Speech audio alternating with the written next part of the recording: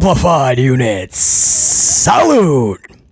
Welcome to the show on this Thursday, November 7, 2024. We got a good one for you today. I can feel it. It's going to be a good show today. Now, it is my show, so I guess I'm going to say that anyway. But I mean it. We did something cool last night. BC was able to catch NXT and AEW. So rather than just do a traditional review on the two, because they were going head to head with the whole election on Tuesday night here in the States, they bumped NXT to Wednesday. There was word that Tony Khan wanted to move, or at least bump his Dynamite an hour, so 9 to 11 instead of 8 to 10 Eastern time. But he decided to stay 8 to 10, go head to head with NXT. It's going to be wild when those numbers come out. It's going to be interesting to see the ratings because lately they've been around the same, man. Anywhere between 625 to 725,000 viewers for both. So, man, when those ratings come out, it's going to be... I don't think anybody is going to be more enthusiastically waiting throughout the day than Tony Khan. But I'm sure WWE has a keen eye on what worked last night and what didn't. And that's what BC was more into. I wanted to do something different last night, so that's what I did.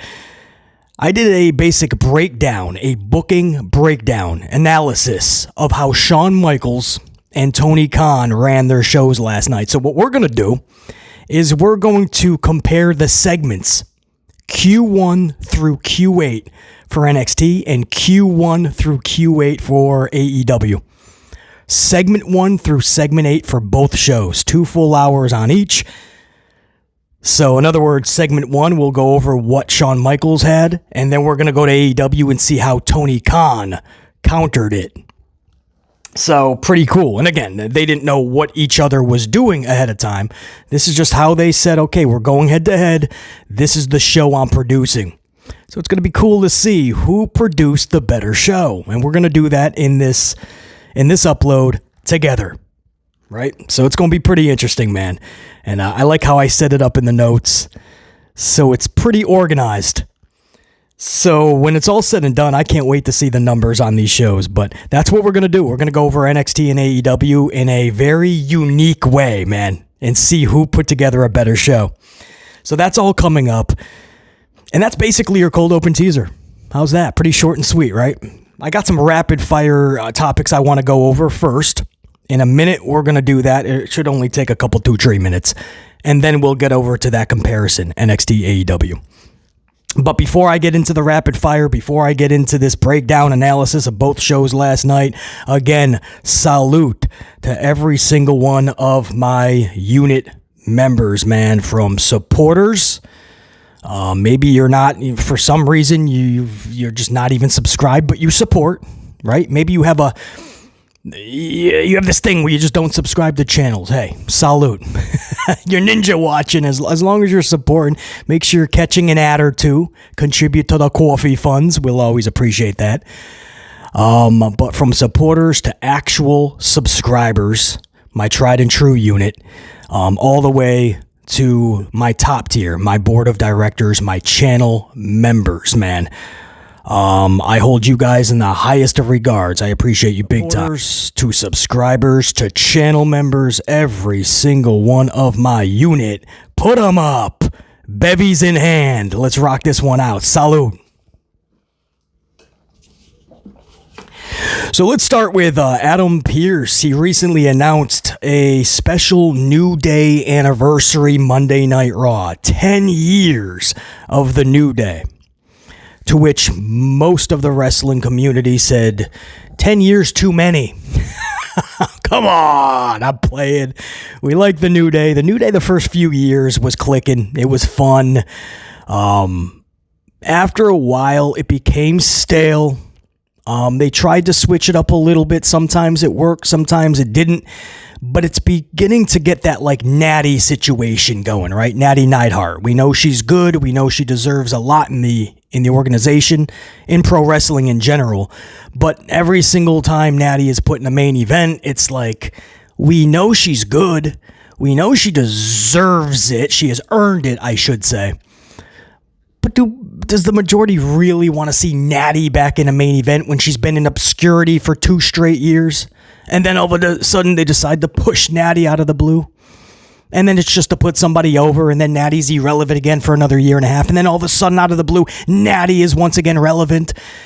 This hot and cold, on and off switch with their booking of a lot of their long-term superstars, their veterans, they get old, man. They just get stale, all right?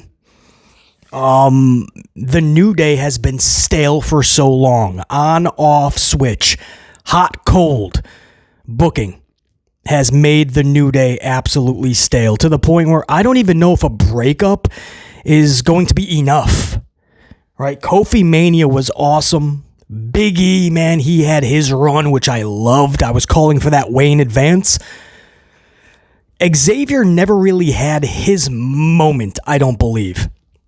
And I don't know if he's capable of it. You know, does he have enough in him charisma-wise, personality-wise? Is the booking ready to actually do this correctly with an Xavier push?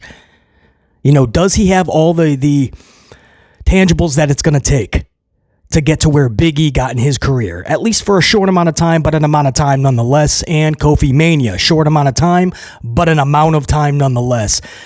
Will Xavier reach that after this split? It looks like he'll go heel first. A lot of people think Kofi will switch it up. Kofi will turn heel. I don't see that. That just doesn't make sense to BC. And I don't think I would believe it. So that would have to work out flawlessly. I see Xavier being the guy. Have a heel run. Will that turn into a big face movement? And then in time, Xavier has this big push. I don't know, future booking, but it looks like this 10-year anniversary show that Adam Pearce is putting together for the New Day, 10 years of the New Day, it looks like that's where we're going to get the split. And it's long overdue. Again, I don't know if a split is going to be enough to make me care about the New Day again, but you got to try something. They're too stale, guys. They've been there so long with the same shtick, the same gimmick. It's old, it's stale, it's lame, it's getting to become nauseating, right? It's like, oh, here comes the New Day, but it feels like the same day. So I'm looking forward to, I like this. It looks like they were going to split for the longest time anyway. If you're going to do it big. Don't just do it in the middle of the show where it's meaningless and then another story is going to top it the next segment. No, make a whole show about it. And, you know, this is their Shawn Michaels, Marty Jannetty barbershop window moment. You're never going to get a moment like that. But this is their moment. This is to make all the kids cry in the audience that really loves the New Day. How could you do that, Xavier? Even adults be like, damn, jaws drop. Damn, Xavier, you just did that dude done dirty. This is their moment. A whole show dedicated to the New Day. And Xavier says it's done and goes on his own. I think that's the way to do this. The New Day started 10 years ago, 2014, middle of November, for those wondering. Middle of November 2014. So we believe that this show will be maybe November 25th. It seems to be the right way to go about it. The problem with that is Survivor Series War Games is 5 days later, the 30th. So do you push that up to the 18th Monday Night Raw? Maybe. Maybe the 18th would be better. I just heard that they had something else totally different for the 18th. That's why we were thinking the 25th. So look for that coming up. As of this recording, we don't have an exact date. Adam Pearce just ran it by Kofi. Kofi loved the idea. I don't know. New Day, man. A special Raw New Day themed show. And we think that's where the New Day is going to break up. It's long overdue. It's going to have to be done flawlessly, and I hope the booking afterwards, I hope there's a real solid plan that gets us invested. Because if you're bringing this all the way to WrestleMania, Xavier versus Kofi, it has the legs to stand on, but booking has to be flawless if you want us to take this ride for 4 straight months of a Kofi Xavier brawl feud storyline. And at WrestleMania is the culmination. Because it wasn't long ago we thought Jimmy and Jay at WrestleMania was going to be one of the best Mania matches we've ever seen. It was the most disappointing. That's what I mean. Everything, the story, the way this is done, the story and the match, everything has to be flawless, man, for Xavier to really be catapulted to one of the top spots. Even if it's for a short amount of time like Big E and Kofi. It'd be really cool if Xavier had that time. I just don't know if the stars have to align. It did for Big E, it did for Kofi. I don't know if it's going to for Xavier. We'll check it out. But that's big news, guys. A Raw theme for the New Day coming up. Also, Goldberg. That's right. You thought you saw the last of Goldberg. You did not. Goldberg confirms his retirement match. There was word out there, obviously. Goldberg has confirmed his retirement match. He is hinting more and more that it is going to be with Gunther. And the word is WrestleMania 41. To which BC says, really? Really? Is that the best weekend? Like, are you guys really looking forward to that? If so, man, applause for you. You know, you're going to get it looks like. But if you're asking BC, all this building for Gunther, Goldberg? BC, don't worry, man. Goldberg's going to put him over, so this is going to help Gunther in the long run. I hear you, but that's still like a crown jewel match for BC. I would not waste a WrestleMania match with Goldberg and Gunther. Crown jewel, I'll give you. How's that? Maybe if you bring back In Your House, remember that? Vengeance? Bad Blood? How about Great Balls of Fire? Remember that one? You guys, Vince's idea, the Great Balls of Fire. Yes, for real, but for fans that maybe have just jumped on to pro wrestling in the last couple of 2-3 years, that was a real event from Vince and Kennedy McMahon. It was called Great Balls of Fire, and there's a reason you never saw another one. I don't know about WrestleMania, man. Goldberg and Gunther, but that's what it's looking like. Hey, I'm just giving you guys the news, man. You can hate the messenger all you want, but that's what WWE is planning. Hey, Starbucks brought their holiday cups back. Look at that, huh? I just noticed that. A bunch of wild. What do you got? Yeah, I don't even know what that is. Peppermints? What is that? Just wild, man. Anyway, where was I? Carl Anderson, yes. Carl Anderson recently announced he had surgery. This is a quote from Carl Anderson. See you after WrestleMania. And he showed a picture of, it looked like his arm, like his left arm in a sling. So Carl Anderson's on the shelf. He's telling everybody, see you after Mania. So it's going to be a while. So to which the wrestling world said, Who? Right? New Day. Oh, come on. What are you booing BC for? It's all right, we'll try it again. Bad joke, BC. He just had surgery. All right, Carl Anderson, let's try this again. Carl Anderson announced he had surgery recently, and he said in a post, see you all after WrestleMania. To which the wrestling community said, he's still in WWE? Oh, come on, I had to. I'm kidding, man. All the best to Carl Anderson. Listen, man. The dude's been... I would not blame anybody if they forgot he's in the company. He's never used. I think he showed up in NXT several months ago for like a cup of coffee. That was it.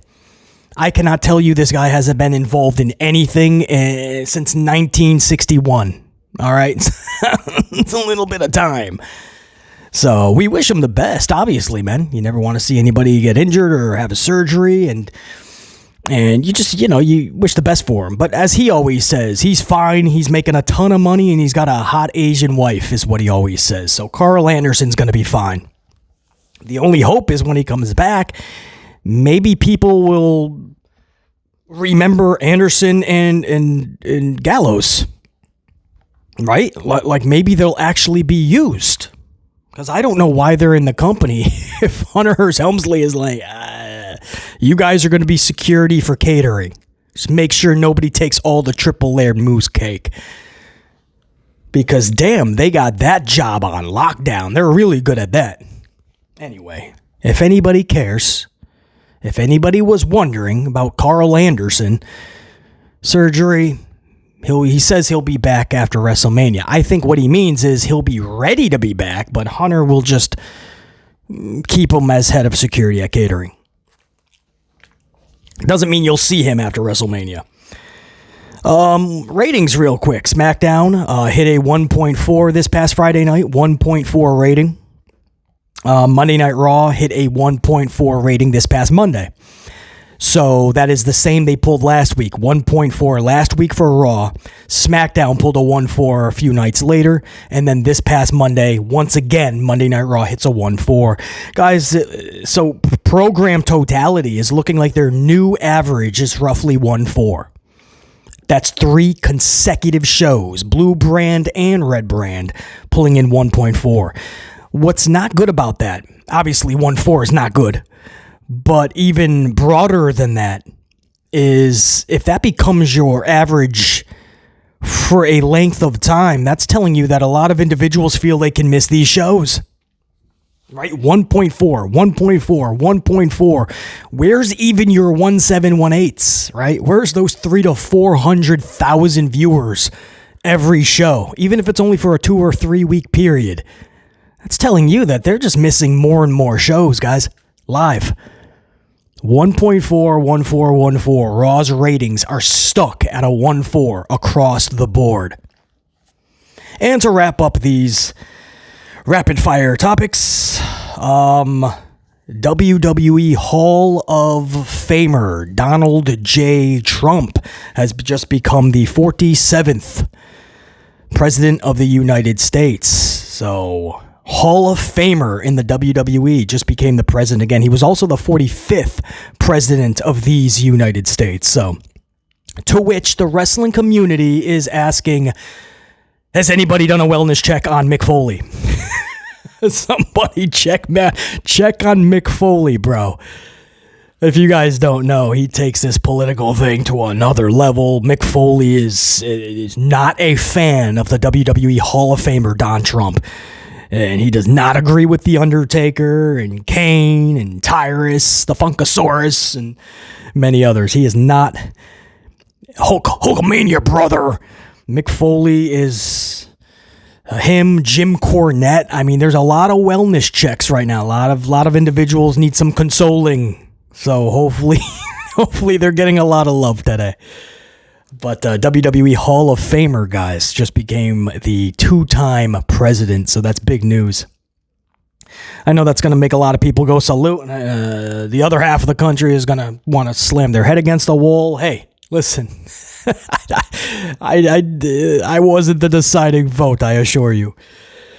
But yeah, Mick Foley, it's going to be make a pot of coffee, take a deep breath, Mick Foley, all right?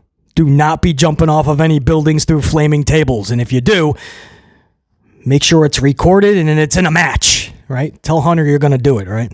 You might as well pop a rating if you're going to do that. All right, guys, let's get into this. NXT AEW, November 6th, 2024, head-to-head due to the United States election. So again, how we're going to do this is I literally just did like a little bit of a split. Segment 1 through segment 8 for NXT, segment 1 through segment 8 for AEW. And we're just going to compare segment by segment. So it's not a full review like we usually do with shows. Plenty of other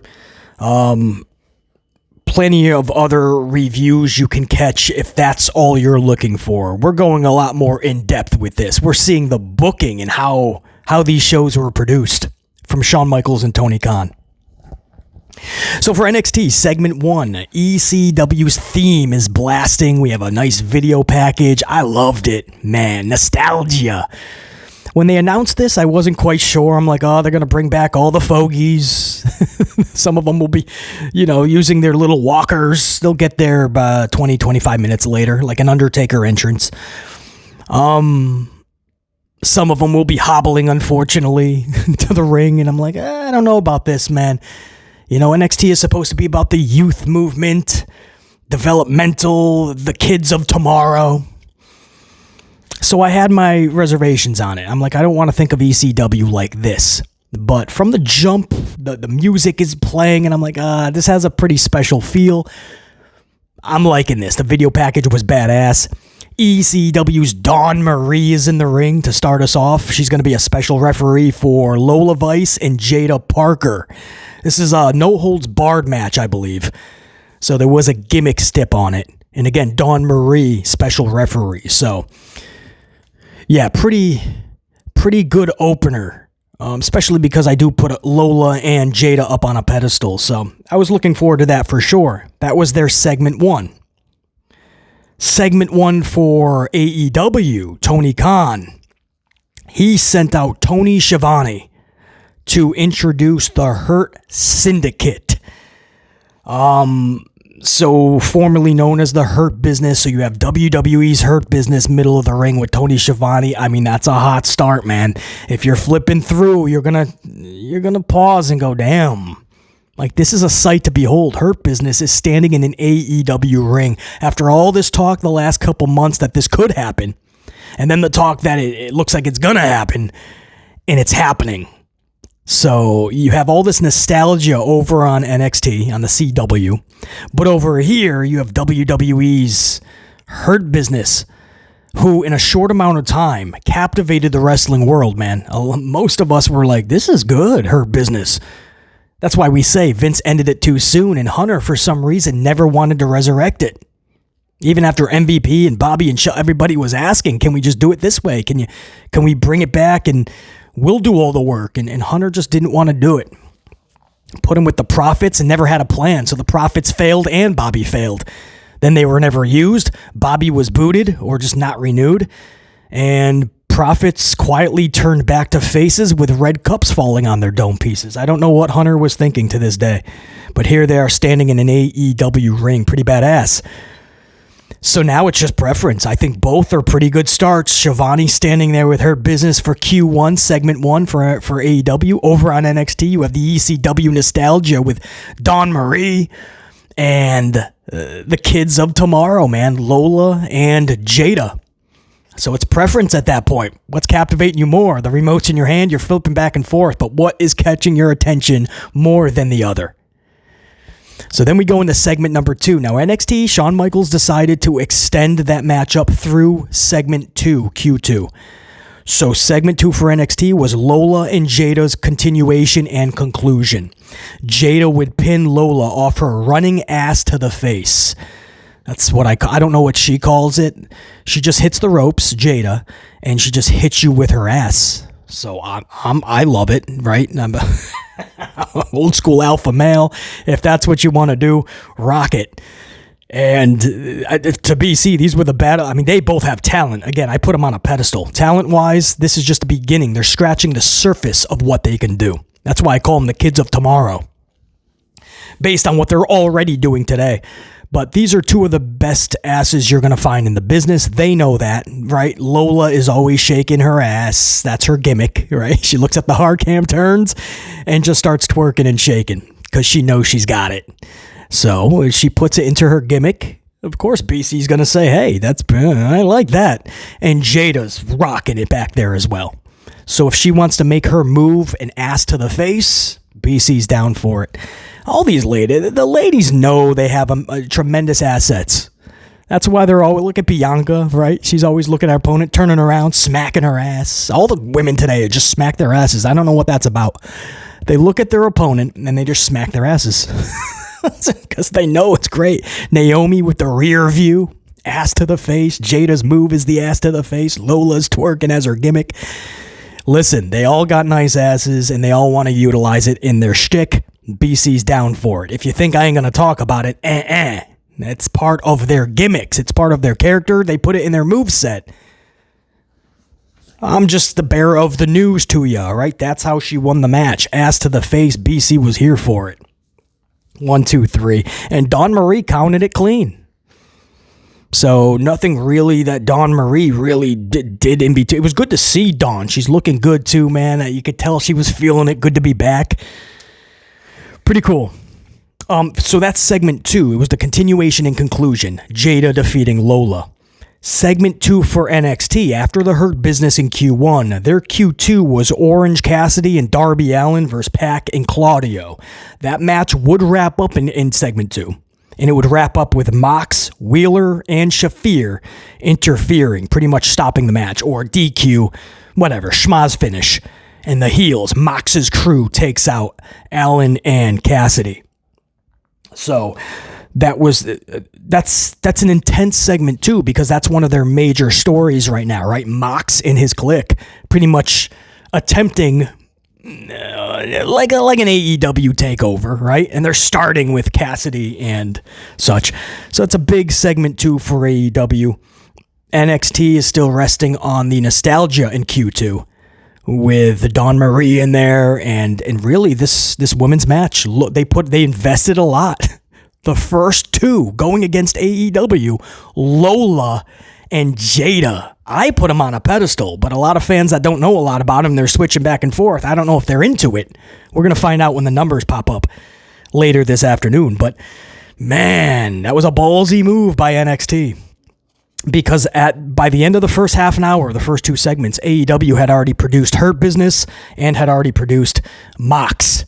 And the heel group that Mox has now taking over AEW, starting again with Cassidy Darby.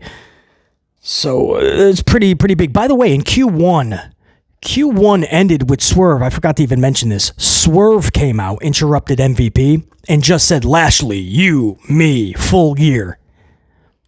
And that was it. And the crowd was silent. I think on paper, they wanted the crowd to really pop for that, and that's how we're going to end the segment. The problem is it's not a big crowd anymore for AEW. These arenas are very small, not a lot of people in them, and it fell flat. And if it falls flat and that's all you have, it's going to come off awkward. So I'm looking forward to Lashley Swerve. Swerve's pissed off. All the security, suits and ties, referees are making sure that Swerve doesn't even get to the ring. So he's got to announce this at the top of the ramp. I like how it was done. You just have to be prepared. Is the crowd really going to pop for this? Do you have enough people to pop for it? Because if they don't, that first segment will kind of fall flat. And that's what happened. The crowd, there was no real reaction to that. But that's all they had on paper. So, I want to see Hurt Business succeed. I'm loving what Swerve is doing. I'm digging the match. I understand why it was booked the way it was last night, but you had to do a little bit more. And I think that's something they'll learn as they keep going. But a fun first half an hour for NXT because I love Lola and Jada and good to see Dawn Marie. But a more impactful first half an hour for AEW, I believe. So then we go to segment 3. NXT is going to put out there Javon Evans versus Wes Lee. RVD would hit ringside. The distraction allows Evans to score a frog splash pinfall over Wes Lee. So not much to tell you. Let me combine the last two segments of hour 1. I think it'll be better that way, right? So Javon Evans, Wes Lee, RVD is involved, kind of. He just comes to the ring. And that's segment 3 for NXT. And then segment 4 to end the first hour was Rhino spearing Robert Stone. So Rhino came back. Ava was announcing Deadline. I think it's NXT Deadline, their next big special PLE, December 7th, I believe. So she's announcing that. Robert Stone is out there. Rhino comes out because Robert Stone is picking on Philly, right? New York is the real baddest mofos in the country. Even Boston is tougher than Philly. So the lights go out when they come up. Rhino is in the ring, and Rhino looks good, man. Rhino looks like he did in his prime 20 years ago. Rhino looks good, bro. He's still freaking huge, and he delivers a spear to Stone. So between segment 3 and segment 4, you had RVD show up, you had Rhino. So at that point, you're really digging this ECW vibe they got going on, right? You're all up in your feels from yesterday or 30 years ago. So that's segment 3, segment 4. They just wanted to incorporate their young blood, right? Wes Lee and Javon Evans, get their point across for the next PLE. but also incorporate the old school ECW talent. I thought they did it pretty damn well. Now, over in AEW, they countered this with their segment 3 and segment 4 being one match. So they ended the first half an hour, the first hour, the last 2 segments of the first hour, segment 3, segment 4, they ended with Jericho in the Learning Tree versus the Conglomerate. We start the match in segment 3. In segment 4, we see the conclusion. This is like a fight without honor type of no-holds-barred match, by the way, so very gimmicky. Tables, chair, you name it. The conclusion saw the Learning Tree, 4 Learning Tree Conglomerate. Ishii pins Jericho.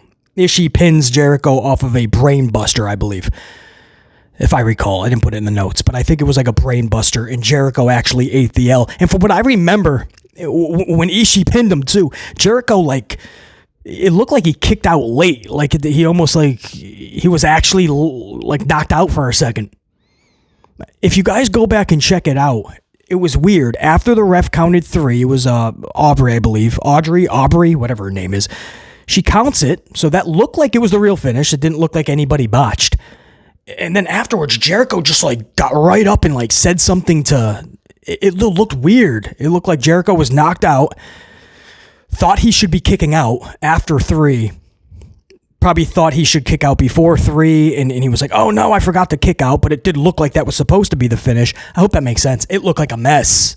I don't know what happened at the finish of that, man. Jericho, he could have been rocked. Jericho could have been rocked. So, segment 3, segment 4, they bring back RVD and Rhino on NXT, and AEW is going to counter that with a Learning Tree Conglomerate match. And they're hoping that the gimmick tree, the tables breaking and the chairs, and whatever else they had around ringside that they were using, everything but the kitchen sink, they were hoping that that chaos was going to counter all the feels and the vibes for NXT. So that's your hour 1 for both shows.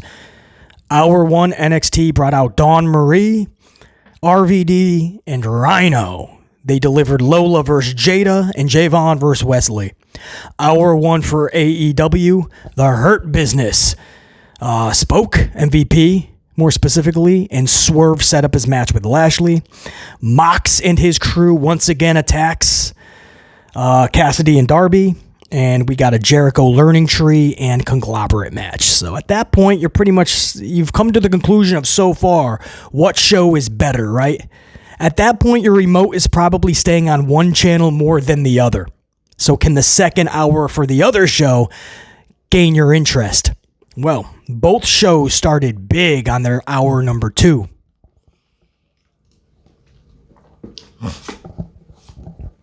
So segment 5 for NXT. Beginning of hour 2. Bubba Dudley and Trick Williams versus All Ego and Ridge Holland. Devon would return, and All Ego goes through the table, setting up the faces, staring at the hard cam. Dudley Boy's music is blasting off. They got the glasses. Trick Williams is getting the rub from this badass old school tag team, the Dudley Boys, ECW Arena, the 2300 Arena's rocking. Pretty hot start to hour number 2. AEW had their work cut out for them, but I feel they delivered quietly. AEW countered the Dudley Boys reunion at the start of hour number 2 with their segment 5. Adam Cole, baby, versus Malachi Black. It intrigues BC. That's a matchup where you're kind of like, damn, that's a match you kind of got to watch. Cole would end up pinning Black, and I love the way they did this. Malachi is injured, or that's how he's portraying it, right? Like, he cannot muster enough energy to get up. It's not fatigue. It just looks like his leg went out, or he can't get up. So, or he just wanted Cole to finish him off, but he's like trying to get up. He's sitting and he just can't. So he's looking at Cole and he's pretty much urging him, right? In complete defiance. He is ordering Cole to finish him off, to which Cole is like, you ain't got to tell me twice, bro. So Cole hits the ring, delivers the knee to the dome piece. 1, 2, 3, Black is defeated. I love that. It has to be the right people to pull that off. Malachi looking at Adam Cole and going, dude, I can't get up, but I ain't quitting. So you better hit me with everything you got. Loved it. I absolutely loved it, man. If Malachi's going out, that's the way to go out. And speaking of going out, it was interesting. because I love the finish. I did not love the post-match mutual respect because they looked eye to eye, they shook hands, they hugged. And I was like, nah, mutual respect has leaked over to AEW, right? I call that Hunter Hearst Helmsley's mutual respect era because everybody shakes hands in WWE. But this actually had some meaning behind it because there's a lot of word that Malachi is leaving AEW, at the very least taking time off, and at the most actually leaving the organization, possibly to World Wrestling Entertainment, where obviously his woman's over there, Zelina Vega. So wants to be back with her and always enjoyed working with H. I just don't know if H is going to book him properly. Vince certainly didn't.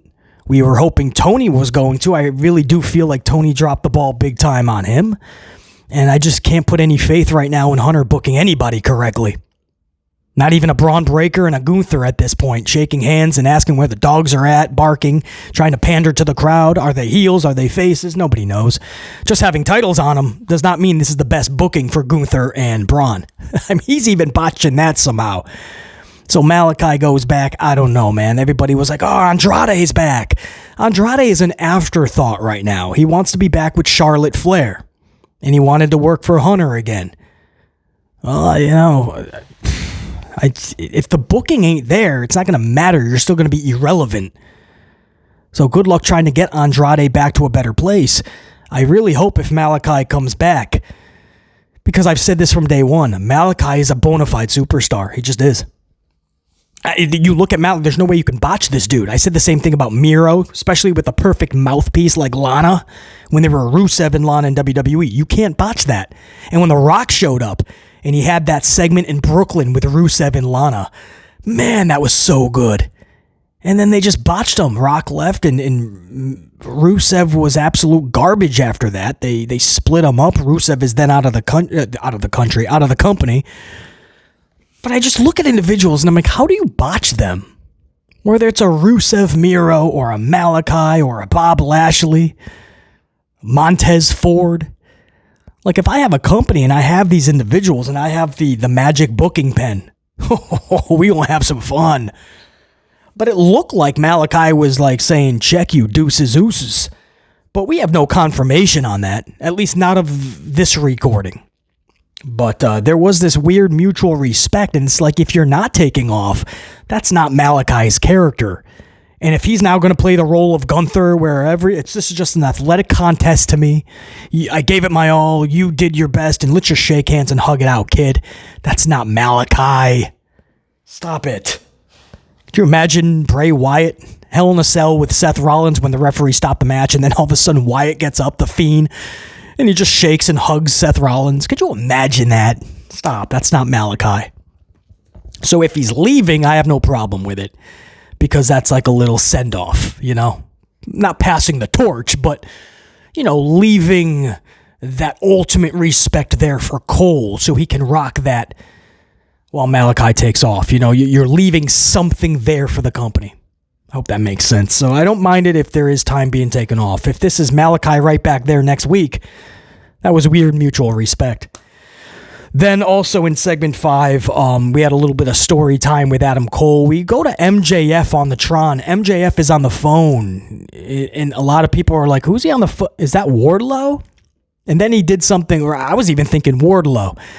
And then later in the night, MJF had an envelope of cash and his ring, and he gave it to Don Callis so Callis can take care of some business for him. So there's a lot going on with MJF in a roundabout way. A lot of layers to him as well. But Wardlow's name was popped up big time when he was on the phone. That's interesting. And we'll see where that leads with Don Callis as well. So my point is, the start of Hour 2 with the Dudley Boys reunion and, you know, for AEW, in NXT, the Dudley Boys reunion, AEW, Adam Cole, Malachi Black, possibly a send-off for Black. That was pretty significant for both brands. Segment number 6 for NXT, man. This hit BC in the feels. Nunzio returned. A lot of people don't even remember Nunzio. But Tony D defeated Nunzio. of the FBI, full-blooded Italians from WWE, formerly known as Little Guido, by the way. Nunzio was Little Guido in ECW before becoming Nunzio in WWE in the full-blooded Italians. So it's so good to see Nunzio. I don't think people understand. This dude's about 52 years old, I believe, and he looks great. He was in there rocking like he used to, and he did the ultimate deed for Tony D. Tony D keeps his NA championship. So, and then they had mutual respect between the families afterwards. I don't mind that at all. Right, that's fun mutual respect, right? You had the full-blooded Italians shaking hands with Tony D's La Famille. I'm like, come on, bro, this is great. This is like you're watching an old school, like an old school Italian movie, right? You're watching The Godfather, and the families are coming together. It was great. Just seeing Nunzio, Little Guido, man. I'm like, all right, now it's feeling like an ECW reunion show. So that was segment 6. A lot of fun for BC anyway over in NXT. Now over in AEW, they countered their segment 6 with a couple of stories, really, right? So you had Hangman and Switchblade brawling, and then Switchblade had some words for Hangman afterwards, and then you had Christian Cage and Hook on the microphone. Hook, top of the ramp, Christian really laying into why he attacked his father Taz, and even bringing up Taz failing as a wrestler, right? He was a big fish in a small pond in ECW. And I thought it was interesting Christian was bringing up ECW while at the same moment in time, NXT is putting on an ECW reunion show. But he brought that up and he said Taz was a big fish in a small pond. But what happened when he reached the big lights, Christian said? He said he failed. He said he tucked his tail between his legs and he put on the headset. And so we asked Hook, he's like, what are you going to be? Are you going to be, that big fish in a small pond that ends up putting on the headset? Or are you going to be a bona fide multi-time champion like Christian Cage? So good. And he didn't get the pop from the crowd that he was hoping for because, again, on paper, you think you're going to get it. But the crowds are a lot smaller now for All Elite Wrestling. So, and if the shows are not as energetic as they once were, which unfortunately they're not, you're not going to get the big pops like you used to. So Christian actually acknowledged that. Christian's like, by the response of this crowd, I think I took it easy on Taz. So he actually brought that up, and he's trying to get any kind of response, emotion from that crowd. And Christian's good at it though. Christian, if anybody can do it, it's definitely Christian.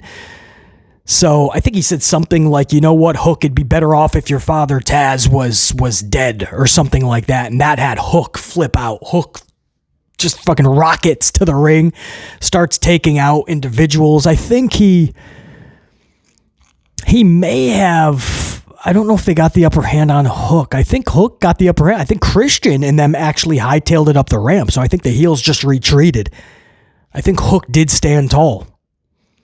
But either way, that was the whole thing. Right after the brawl with Switchblade and Hangman, Christian and Hook. So a pretty good double storyline segment squeezed into segment 6 to counter Tony D's championship defense against Nunzio. So segment 6 was pretty powerful for both. Now, segment 7 and segment 8, I'm going to lump together for NXT, how they ended the last half an hour of their show. Q7, Q8, segment 7, segment 8 was the 10-woman tag match main event for NXT. Now, this was NXT just flexing, right? They were flexing. They're like, we have the best women's division in all of wrestling, and we're just going to show you a taste of it.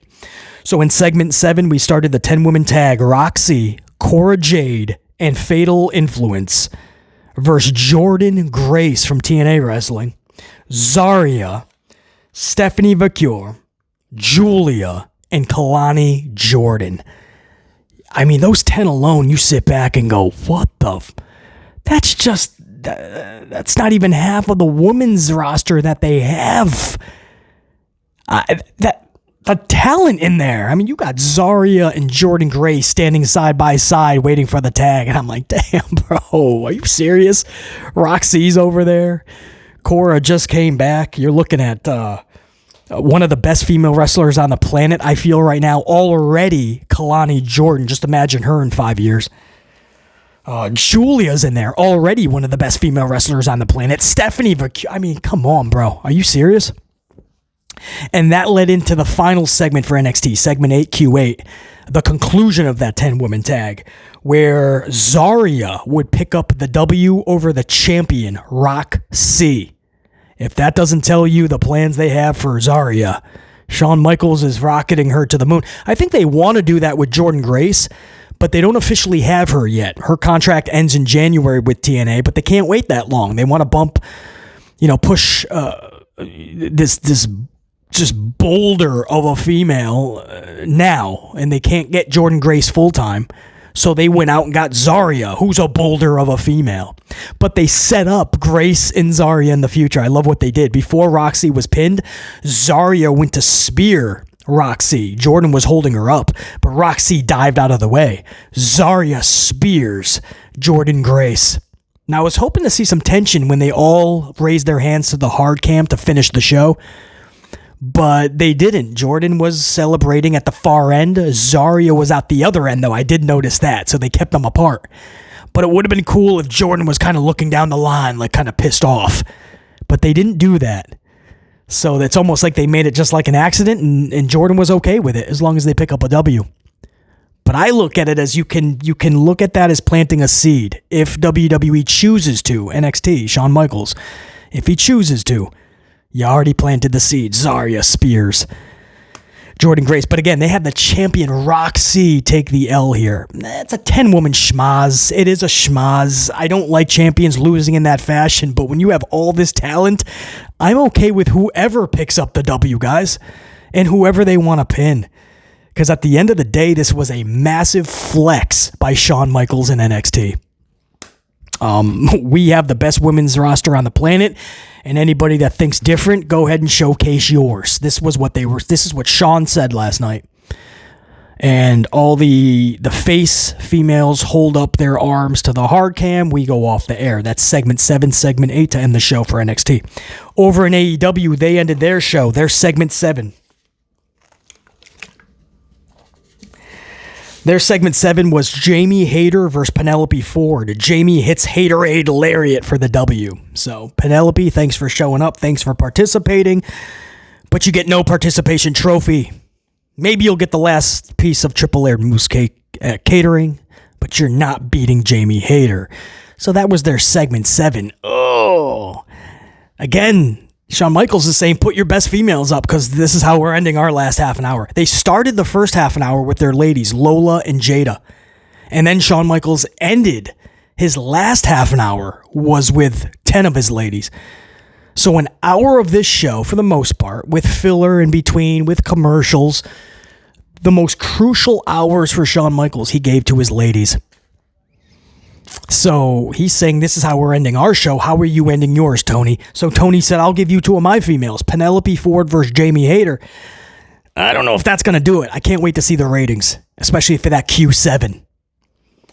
But Jamie Hayter takes out Penelope Ford. And segment 8 ends with Fletcher and Takesha versus Ricochet and his mystery partner, who ends up being a returning powerhouse Hobbs. Says his contract ended. He was pissed off with Don Callis for letting it lapse. Powerhouse is more angrier than ever before. Ricochet brought him in.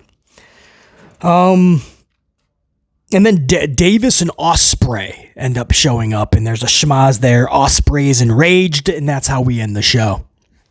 So my problem with this is I don't mind this at all. I like everything Ospreay does. It just feels real. It's believable. I like what they're doing with him and Fletcher. I just feel this is more mid-card type stuff right now. It doesn't feel like it's that important to BC anyway. Like if you put this in the middle of the show, I'd be okay with it.